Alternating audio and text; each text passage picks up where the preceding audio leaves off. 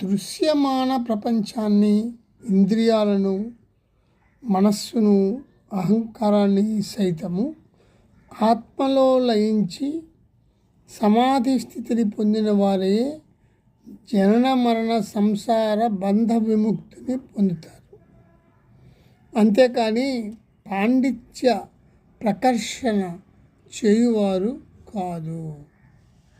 ఇది జాగ్రత్తగా అర్థం చేసుకో. తర్వాత నిత్య సత్యమైన దాని మీద తదేక నిష్ట ఉన్నవాడు నిత్యుడుగా మారిపోతాడు. భ్రమర కీటక న్యాయం ప్రకారము తుమ్మెదకు భయపడిన కీటకము ఆ తుమ్మెదనే తలపోస్తూ చివరకు తుమ్మెదలా మారిపోతుంది. అదేవిధముగా బ్రహ్మమే లక్ష్యంగా ఏకనిష్టతో సర్వదా ధ్యానించు సాధకుడు బ్రహ్మమే అగును.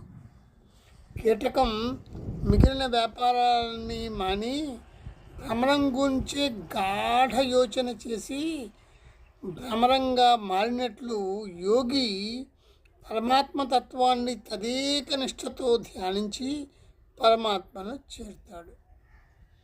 పరమాత్మతత్వం అతి సూక్ష్మమైనది. స్థూల దృష్టితో అనగా తర్కం, వాదోపవాదాలు మొదలైన వాటితో దాన్ని గ్రహించలేము.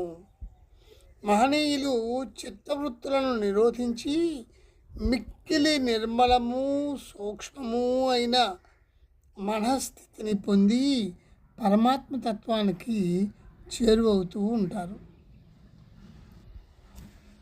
ఇంకో విషయం మనం పోల్చి చెప్పచ్చు. పుటం పెట్టబడిన సువర్ణం మలినాలను పోగొట్టుకొని తన స్వాభావికమైన భాసాన్ని ఎలా పొందుతుందో అదే విధముగా ధ్యానం వలన మనస్సు సత్వరజోస్తమో గుణాలనే మలినాలను పోగొట్టుకొని తన యథార్థ స్వరూపమైన ఆత్మను పొందును.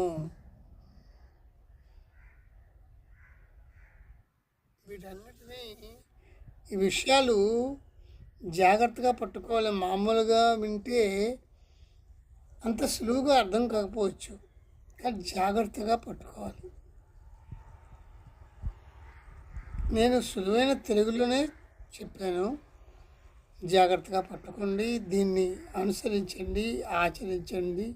ప్రాక్టీస్లో పెడితే మీరు ఆత్మస్వరూపులైతే ఆనందం, ఆరోగ్యం